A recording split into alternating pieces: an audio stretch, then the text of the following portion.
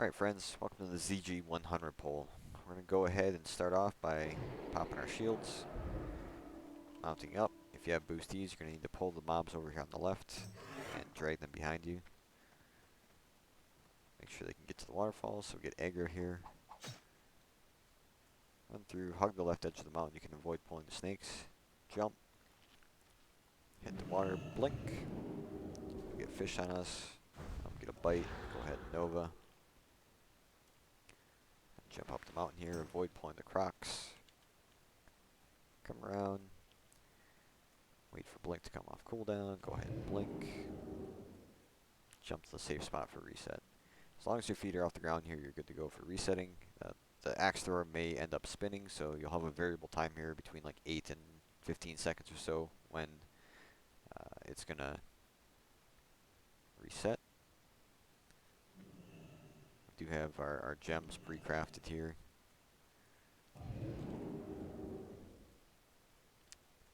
But with the setup that we're running, gear and talents, we have very solid mana sustain. So I come around to the right here.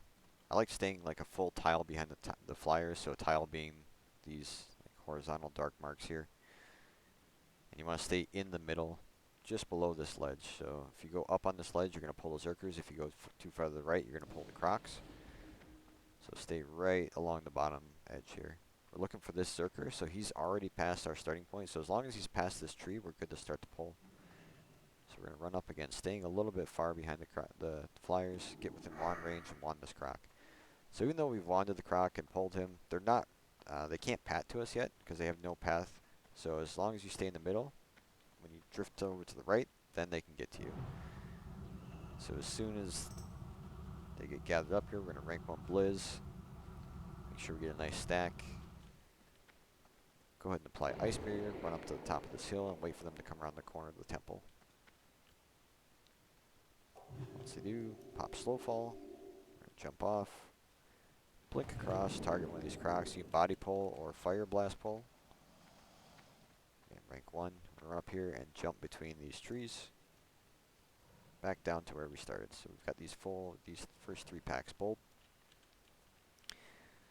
Run along here. If you don't rank 1 Blizz there, the mobs can kind of run more up the side of that mountain and end up hitting you. So I like doing the rank 1 Blizz. Takes an extra 3 to 4 seconds, but it's worth it in my opinion. We're gonna aim for the left edge of this Croc pack. Dip down into the water here to make the Croc's pack left. Rank 1 Flame Brass. You can jump turn Cone of Cold there. That was probably a waste, but if you want to, you can do it. Otherwise, just take the hits on your shields. The 2 Crocs won't be enough to do more than crack your shields. Get up here, we're gonna blink. Reapply Ice Barrier and Mana Shield. Hug the right here, just to the right of this torch, so we don't pull that other pack and don't pull this tiger. Target this far tiger. Fire blast him.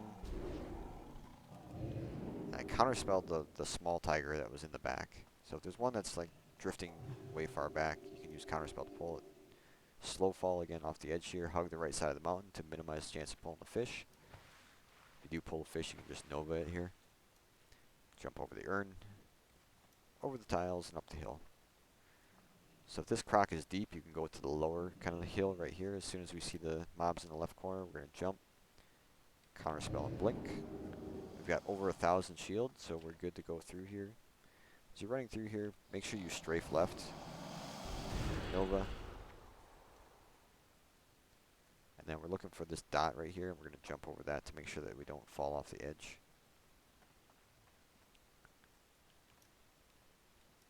Jump up the root, jump to the right, and blink. We apply Ice Barrier. Target this Croc. Counterspell, then follow the green. So we're following the dark green up and over this hill, down the other side, and off the edge. Again, targeting the right Croc here. 1, 2, 3 jumps. We're going to blink to the right of the group. Nova, and then run up here to the left. You can just run to the right and go. I like coming here to the left just for a couple of seconds. Helps give a much nicer stack as the mobs kind of chase you up here and then wrap around. We're going to slow fall again. Jump. And we get a nice stack of them coming down the hill. Right before we hit the water, we're going to go ahead and reapply barrier in case we catch fish. Blink. Jump up the root.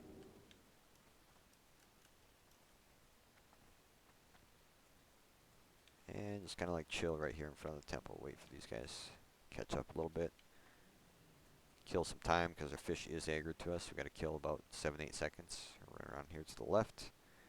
Blink. Go ahead and change to mage armor. And head to our kill spot. So we're going a little bit deeper than usual here on the bridge. And the reason being will be for the next pull, but I like consistency, so go ahead and do it. So we're going to rank 1 Blizz. Make sure we get everything slowed. Pop our cooldowns, and then go into a max rank Flamestrike. Jump up, go into a rank 1 Blizz into a rank 5 Flamestrike. And this is our cycle. Just make sure that go like 2 to 3 ticks of Blizz. Make sure you get everything slowed. And then we're alternating max rank and rank 5 Flamestrike as we transition up and down. So what this is doing, make sure you finish your cast.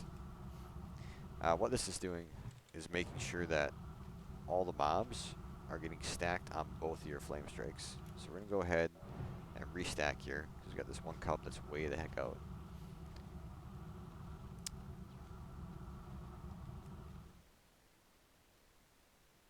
Wait a second, and there we go, restack.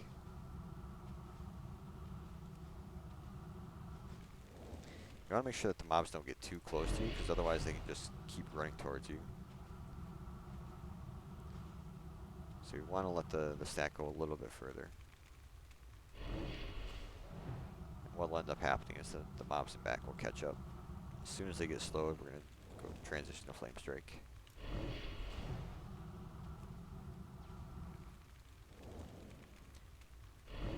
And it's just weaving back and forth. Max rank and max rank -1. So in this case, rank 5.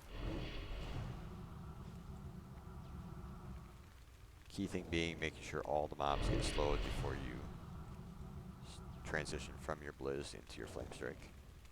You can see with Blade of Eternal Darkness and Master of Elements procs,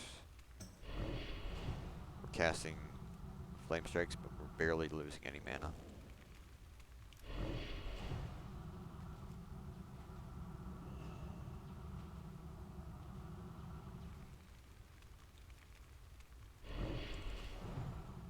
I just mana gem there. If you're going to mana gem or mana pot, you want to do it after you cast Flamestrike as you're transitioning up or down the rope.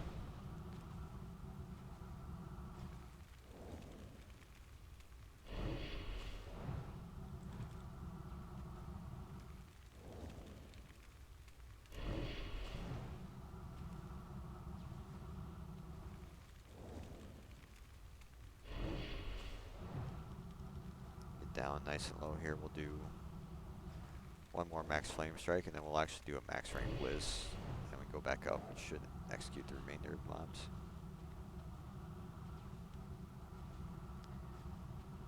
Our stack got a little loose at the beginning, but even still, that first bowl took us a little over 8 minutes. So 8 minutes, 15 seconds or so.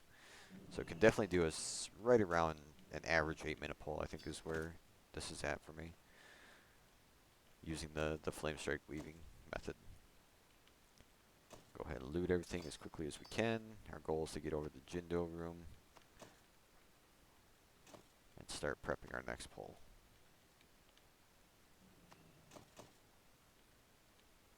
There we go. We're going to mount up right over off this ledge. We're going to jump. As soon as we hit the water, we're going to blink. Avoided combat there, which is good, so we can mount up and ride the Jhin'do. If you do get in combat, you just run up the hill here. Watching for the snakes and the Zerker. So nice, we can sneak by here.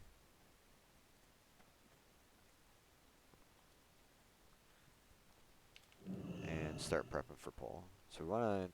The snakes, you can even pull the poison snakes. I prefer not to, just because it adds a layer of complexity, as they'll stop and cast even when they're out of range, so it can really kind of mess with your stack. But you can get away with actually pulling both blue snakes with where we stand on the bridge.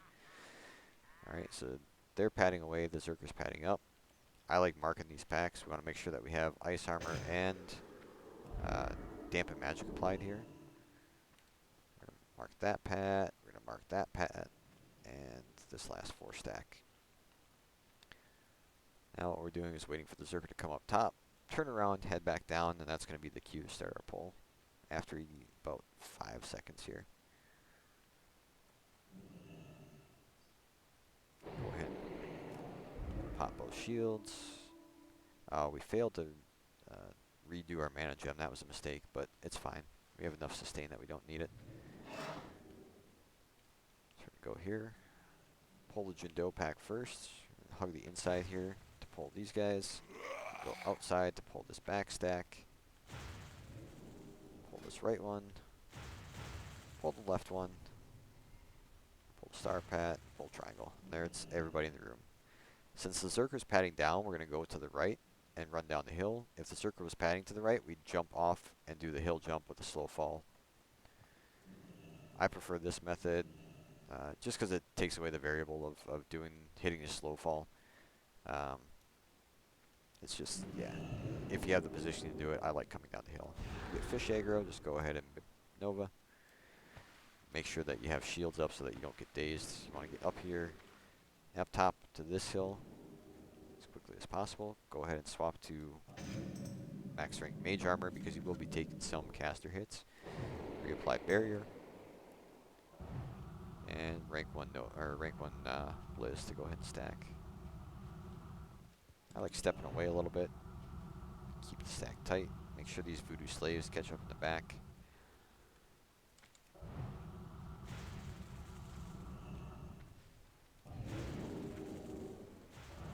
You want to make sure that all these mobs are moving together at the same speed.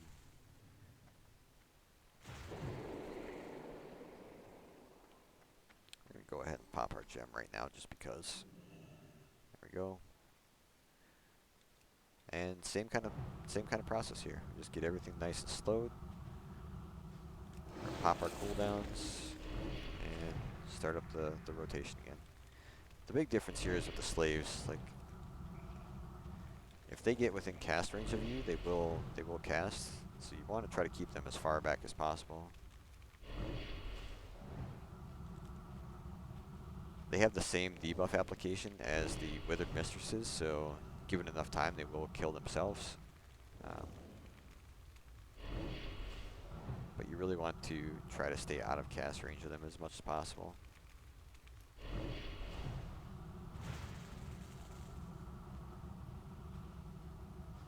So we did get one in the cast range. We're going to hold a little bit longer here, let them try to path a little bit further away.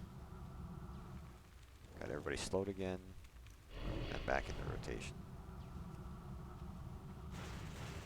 Alright, we have multiple here.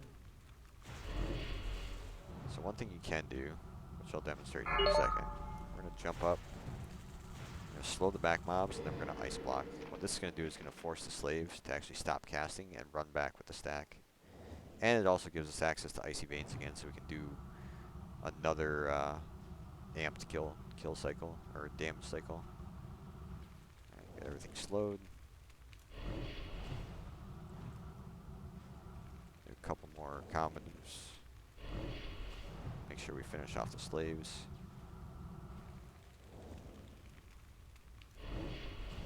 Alright, we're going to full hold this, go into an evocate. Oh, we still have one slave up. That's right, you should be dead on the next tick. Drop back down. There we go. That was the last slave. You can make a macro to target. Oh, there's one more. One of these guys. You can make a macro to target them. Might be a good idea.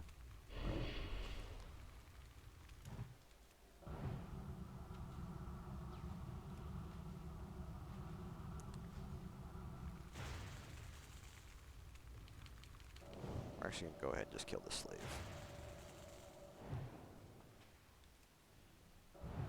Alright.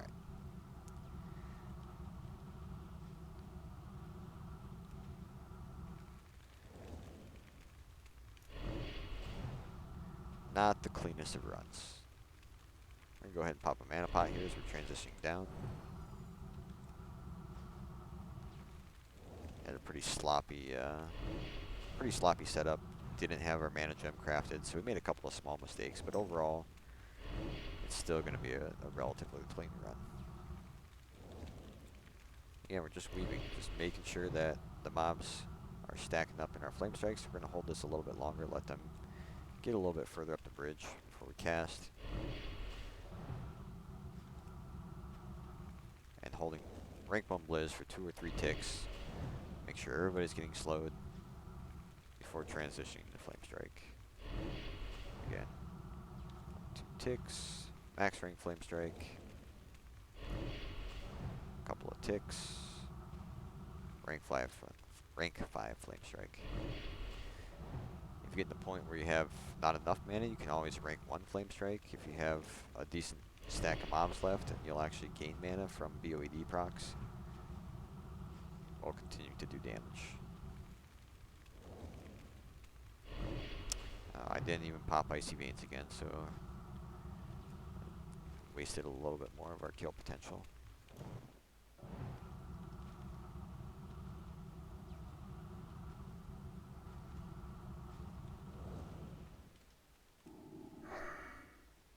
At this point, I'm out of mana. I don't have any regen cooldowns left. You can just wait it out, jumping up and down. You can, I could have, again, expedited things by throwing grenades throughout this. There's a lot of ways that you can speed up the run by consuming.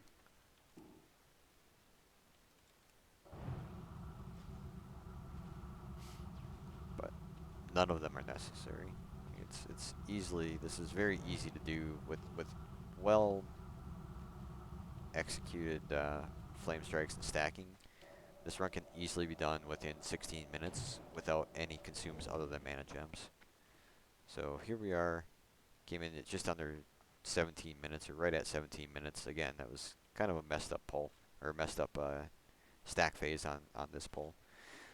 So really quick, just covered gear and talents. Gear, we're running the 5-piece T2, which is obviously well-known Mage gear, Mage boosting gear. The big difference is Mage 5-piece ZG.